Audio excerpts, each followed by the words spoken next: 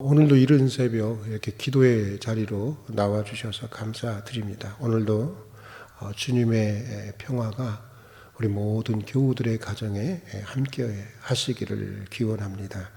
이제 사도신경으로 우리의 신앙을 고백하면서 새벽 예배를 드리도록 하겠습니다. 우리 사도신경으로 우리의 신앙을 고백하겠습니다. 나는 전능하신 아버지 하나님 천지의 창조주를 믿습니다. 나는 그의 유일하신 아들 우리 주 예수 그리스도를 믿습니다. 그는 성령으로 잉태되어 동정녀 마리아에게서 나시고 본디오 빌라도에게 고난을 받아 십자가에 못 박혀 죽으시고 장사된 지 사흘 만에 죽은 자 가운데서 다시 살아나셨으며 하늘에 오르시어 전능하신 아버지 하나님 우편에 앉아 계시다가 거기로부터 살아있는 자와 죽은 자를 심판하러 오십니다. 나는 성령을 믿으며 거룩한 공교회와 성도의 교제와 죄를 용서받는 것과 몸의 부활과 영생을 믿습니다. 아멘. 우리 찬송가 539장 너 예수께 조용히 나가 함께 부르도록 하겠습니다. 539장입니다. 너 예수께 조용히 나가 내 모든 짐 내려놓고 주 십자가 사랑을 믿어 죄사함을 너 받으라. 주 예수께 조용히 나가 내 마음을 쏟아놓으라. 늘 은밀히 보시는 주님 큰 은혜를 베푸시리. 주 예수의 은혜를 입어 내 슬픔이 없어지리.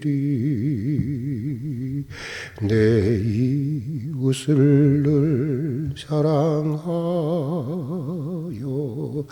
너 받은 것 거저주라. 주 예수께 조용히 나가 내 마음을 쏟아놓으라. 늘 은밀히 보시는 주님 큰 은혜를 베푸시리. 주 예수를 친구로 삼아 늘 내 옆에 모시오라. 그 영원한 생명샘물에 내 마른 목 죽이오라. 주 예수께 조용히 나가 내 마음을 쏟아놓으라. 늘 은밀히 보시는 주님 큰 은혜를 베푸시리. 너 주님과 사귀어 살면 새 생명이 넘치리라. 주 예수를 찾는 이 앞에 참 밝은 빛 비추어라. 주 예수께 조용히 나가 내 마음을 쏟아놓으라. 늘 은밀히 보시는 주님 큰 은혜를 베푸시리. 아멘. 오늘은 시편 117편, 시편 117편 구약 성경 889페이지입니다. 889페이지 시편 117편을 함께 읽고 묵상하도록 하겠습니다. 이제 함께 봉독하시겠습니다. 봉독하시는 가운데 성령께서 각자에게 주시는 음성을 들을 수 있기를 바랍니다. 같이 읽겠습니다. 너희 모든 나라들아 여호와를 찬양하며 너희 모든 백성들아 그를 찬송할지어다. 우리에게 향하신 여호와의 인자하심이 크시고 여호와의 진실하심이 영원함이로다. 할렐루야. 우리 2절밖에 안 되는데 다시 한번 읽어보도록 하겠습니다. 너희 모든 나라들아 여호와를 찬양하며 너희 모든 백성들아 그를 찬송할지어다. 우리에게 향하신 여호와의 인자하심이 크시고 여호와의 진실하심이 영원함이로다. 아멘. 오늘 우리가 읽은 시편 217편은 두 절로 이루어진 말씀으로 성경 중에 제일 짧은 장으로 아주 유명한 시편이고 유명한 말씀입니다. 그러나 오늘 시편이 비록 성경 중에 제일 짧은 장이지만 시편 전체 내용을 요약하고 또 집약한 말씀으로 시편의 총 주제를 이야기해주고 있는 아주 중요한 말씀이기도 합니다. 오늘 시편에 보면 너희 모든 나라들아 여호와를 찬송하며 너희 모든 백성들아 그를 찬송할지로다. 우리에게 향하신 여호와의 인자하심이 크시고 여호와의 진실하심이 영원함이로다 라고 하는데 사실 바로 이것이 모든 시편에 150편이 있지만 시편 모두가 말하고자 하는 말씀, 그것이 바로 이것입니다. 하나님을 찬양하고 하나님을 경배하고 하나님을 영광을 돌리는 것이 사실은 시편의 주제요, 또 성경 전체가 우리에게 말씀해 주고 있는 그런 말씀이기도 합니다. 그러니까 우리가 깊이 생각해야 하는 것입니다. 인생의 목적이 우리 자신에게 있지 않고 하나님에게 있어야 한다고 하는 것입니다.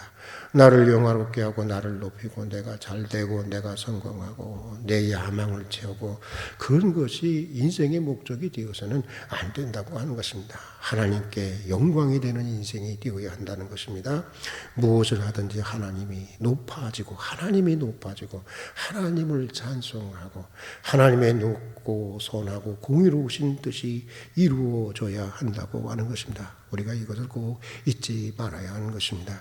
신약에 나오는 달란트 비유에 보면 이 5달란트와 2달란트를 받은 종들이 장사해서 이 일을 남겼을 때 주인이 이렇게 이야기를 합니다. 착하고 충성된 종아 너희들이 잘하였도다.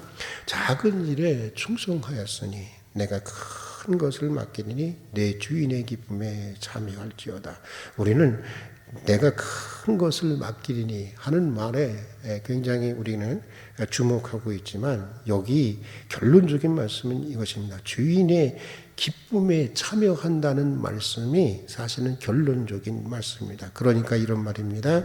주인의 기쁨에 참여하고 나서야 우리가 진정한 기쁨을 가질 수 있다고 하는 것입니다. 진정한 기쁨을 얻을 수 있다고 하는 것입니다. 예수님이 세상에 태어나실 때도 그랬습니다. 천사들이 아기 예수의 탄생을 전하면서 목자들에게 전했던 메시지가 이런 것이었습니다.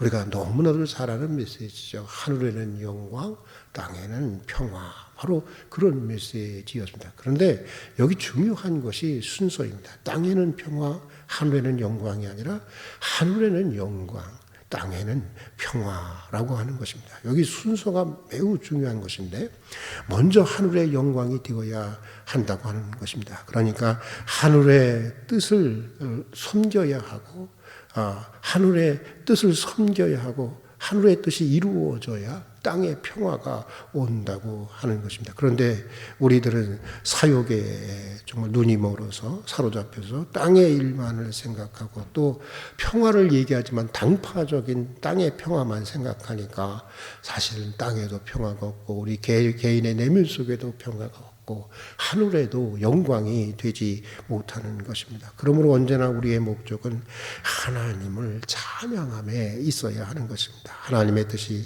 항상 높고 하나님의 뜻이 항상 옳고 하나님의 뜻이 항상 유익한 것을 인정하고 하나님의 뜻을 섬기며 이루려고 해야 하는 것입니다. 예수님의 어법으로 바꾸어 말하면 먼저 하나님의 나라와 하나님의 의를 구해야 하는 것입니다.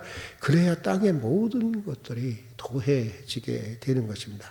먼저 하나님과의 문제가 풀려야 하는 것입니다. 하나님과의 문제가 해결되어야 하는 것입니다. 이것이 세상의 이치인 것입니다.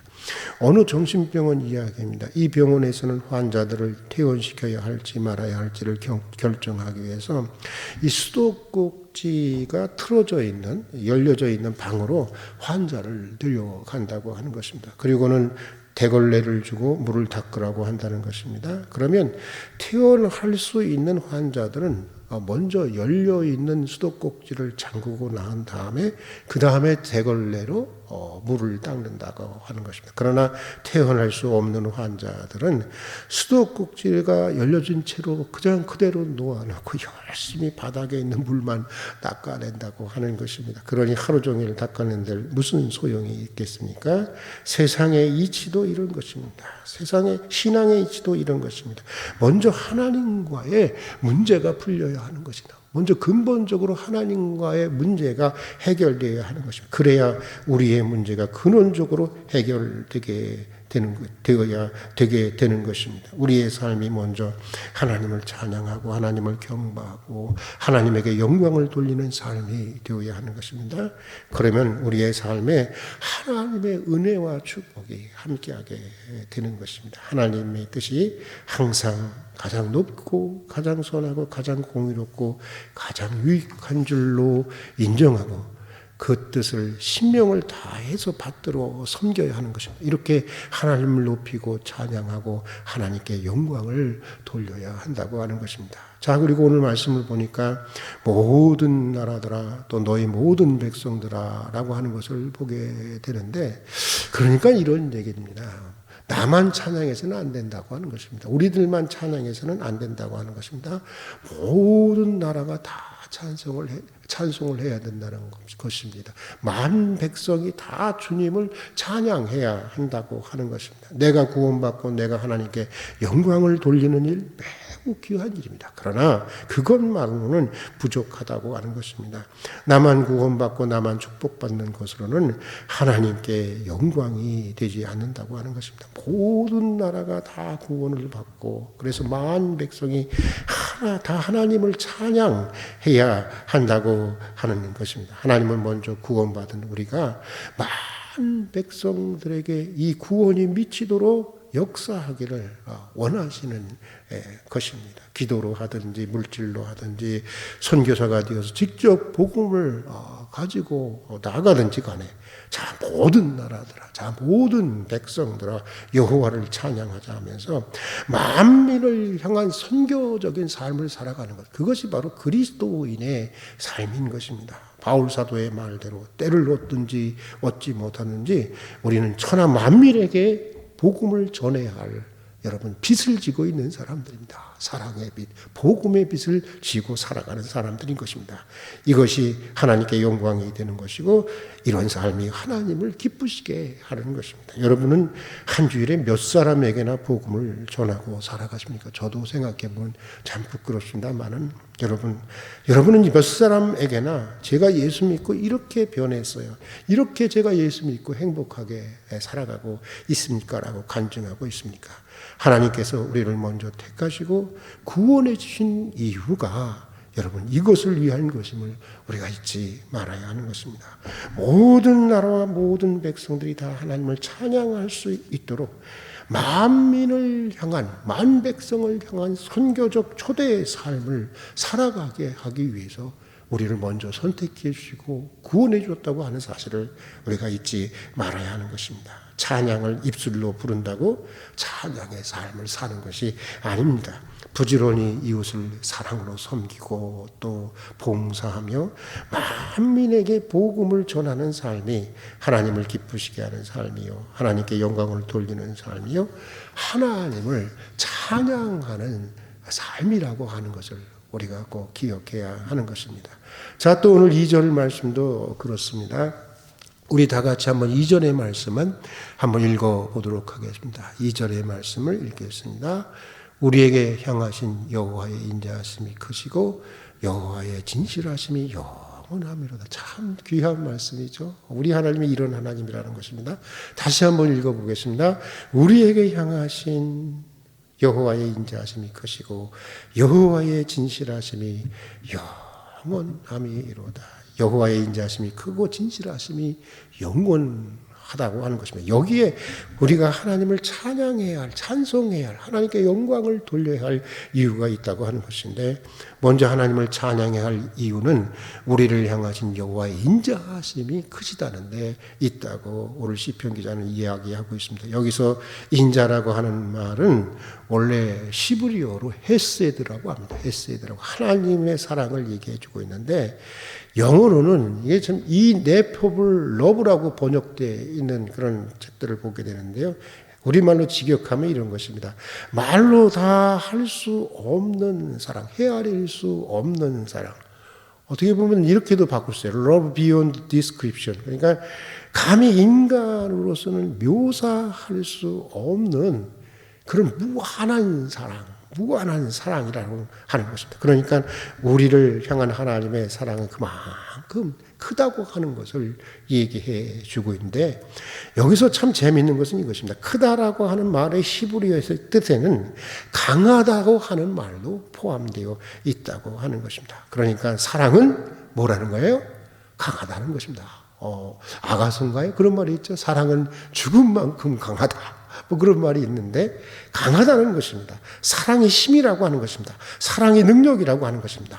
사랑 따로 힘 따로 사랑 따로 능력 따로 있는 것이 아니라는 것입니다. 바로 하나님의 사랑 그 자체가 하나님의 힘이고 하나님의 능력이라고 하는 것입니다. 하나님의 능력의 핵심은 바로 그 사랑에 있다고 하는 것입니다. 20세기 최고의 신학자인 칼 바르트도 하나님의 전능을 사랑의 전능이라고 말했던 적이 있는데, 그러므로 여러분, 하나님의 사랑은 모든 것을 이겨낼 수가 있는 것입니다. 모든 것을 물리쳐 낼 수가 있는 것입니다. 하나님의 사랑은 내 슬픔을 물리칩니다. 내 고난을 물리칩니다.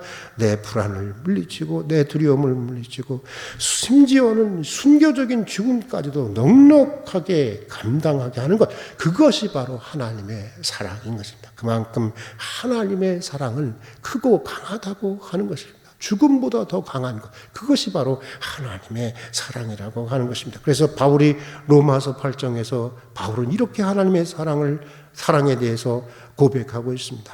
누가 우리를 그리스도의 사랑에서 끊으리요? 환난이나 곤고나 박해나 기근이나 위험이나 칼이라. 내가 확신하노니 사망이나 생명이나 천사들이나 현재일이나 장래일이나 능력이나 높음이나 깊음이나 다른 어떤 피조물이라도 우리를 우리 주 예수 그리스도 안에 있는 하나님의 사랑에서 끊을 수 없느니라. 하나님의 사랑이 이만큼 크고 강하다고 하는 것입니다. 그래서 우리는 세상의 모든 것을, 우리로 세상의 모든 것을 넉넉하게 감당하게 하고 견디게 하고 이기게 한다고 하는 것입니다. 비록 우리가 오늘은 이런 사람, 내일은 저런 사람으로 다 솔직히 이리저리 흔들리면서 살아가는 연약한 사람들이지만, 그럼에도 불구하고 우리가 우리의 최종적인 구원을 확신할 수 있는 것은 그 무엇도 우리를 우리 주 예수 안에 있는 하나님의 사랑에서 끊을 수 없다고 하는 바로 이 전능한 하나님의 사랑을 믿기 때문인 것입니다. 그러므로 하나님의 사랑은 성도들의 우리들의 영원한 찬양의 주제가 될 수밖에 없는 것입니다. 또 오늘 말씀해 보면 여호와의 진실하심이 영원하다고 하는 것, 이것이 우리 성도들이 이 찬양해 하는 주제가 된다고 하는 것입니다. 여러분, 사람은 진실하다고도 변할 수 있습니다. 그래서 우리가 사람에서 근본적인 어떤 뭐라 그럴까요? 우리의 관계의 문제는 사실 여기에 있죠. 그죠? 진실하다가 또 이렇게 사람이 자꾸만 변하니까.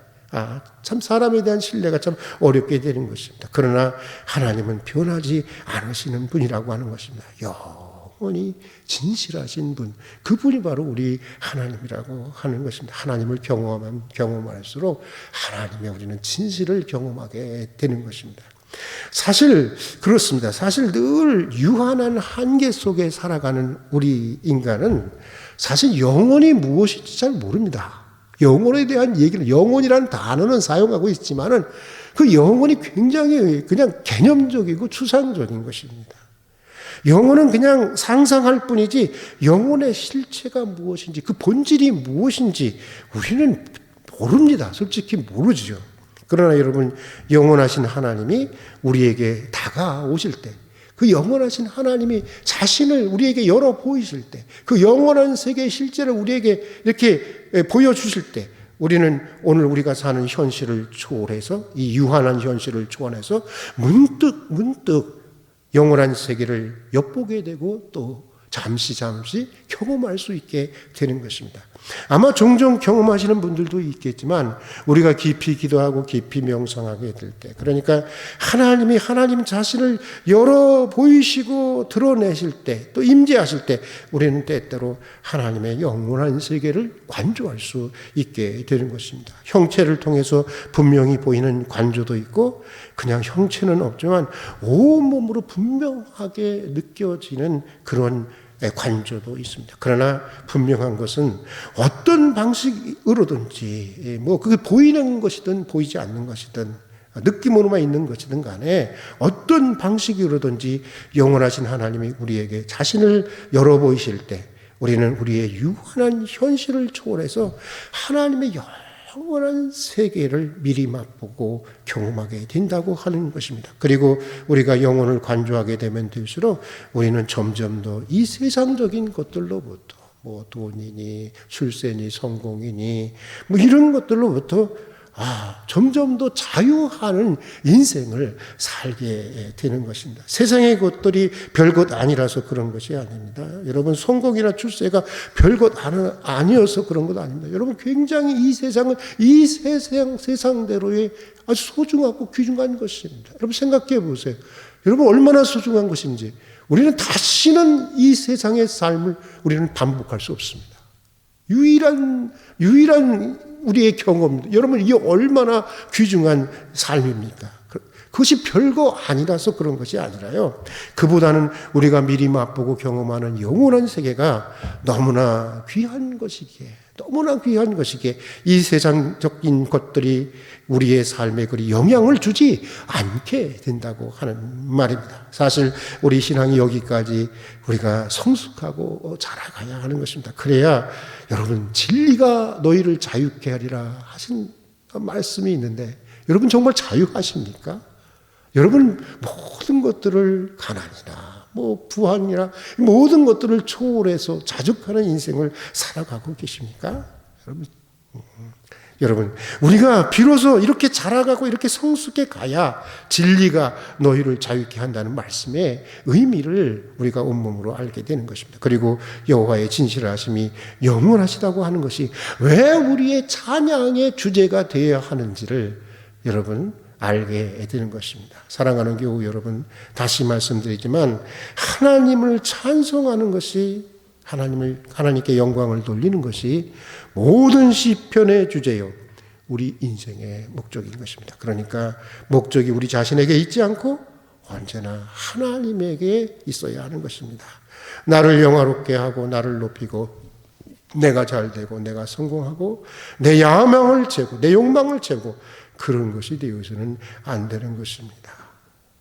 사랑 그 자체이시며 진리 그 자체이신 하나님께 영광이 돌아가야 하는 것입니다. 하나님을 높이고 하나님을 섬기고 하나님을 찬양하고 하나님만을 찬송해야 하는 것입니다. 오늘 시편 기자의 고백처럼 우리를 향하신 여호와의 인자하심이 크시고 여호와의 진실하심이 참으로 영원하십니다 라는 고백과 찬양과 더불어 살아가는 우리들의 매일이 되기를 바라면서 오늘은 여기까지 하도록 하겠습니다. 같이 기도하겠습니다. 사랑하는 하나님 아버지, 지난 밤에도 주의 품 안에서 편히 쉬게 하시다가 오늘도 이른 새벽 깨워주시고 이렇게 기도와 예배의 자리로 불러주셔서 진심으로 감사드립니다. 오늘 시편 기자의 고백처럼 우리들의 인생이 나를 영화롭게 하고 나를 높이고 내가 잘되고 내가 성공하고 내 욕망을 채우고 그런 인생이 되지 않게 해주시고 하나님을 영화롭게 하고 무엇을 하든지 하나님이 높아지고 하나님을 찬송하는 인생이 되게 해 주시옵소서. 또 저희를 먼저 선택하시고 저에게 먼저 주신 이 구원의 놀라운 은혜를 깨닫게 하셔서 늘 간증하며 살아갈 수 있도록 도와주시옵소서. 때를 어떤지 얻지 못하든지 복음을 전파하며 살아갈 수 있게 도와주시옵소서. 그리고 여호와의 사랑이 얼마나 크고 강하고 위대한 것인지를 날마다 깨우쳐 주시옵소서. 하나님의 그 큰 사랑으로 그 능력으로 슬픔을 물리치고 고난을 물리치고 순교적인 죽음까지도 넉넉히 감당할 수 있는 은혜를 내려 주시옵소서. 하나님의 영원한 세계를 간주하고 천국을 미리 맛보고 경험하며 살아가는 저희들이 되게 하여 주시옵소서. 오늘 시편 기자의 고백처럼 우리에게 향하신, 나에게 향하신 여호와의 인자하심이 크시고 여호와의 진실하심이 참으로 영원합니다라는 고백과 찬양과 더불어 살아가는 매일의 삶이 되게 해 주시옵소서. 오늘 한날의 삶도 주님께 맡겨드립니다. 일용할 필요를 채워주시고 풍족히 채워주시고 자족하는 기쁨 속에 살아가는 한날이 되게 해 주시옵소서. 예수님 이름으로 기도드립니다. 아멘. 주님 가르치신 기도로 우리 예배를 마치도록 하겠습니다. 하늘에 계신 우리 아버지, 아버지의 이름을 거룩하게 하시며 아버지의 나라가 오게 하시며 아버지의 뜻이 하늘에서와 같이 땅에서도 이루어지게 하소서. 오늘 우리에게 일용할 양식을 주시고 우리가 우리에게 잘못한 사람을 용서하여 준 것 같이 우리 죄를 용서하여 주시고 우리를 시험에 빠지지 않게 하시고 악에서 구하소서. 나라와 권능과 영광이 영원히 아버지의 것입니다. 아멘.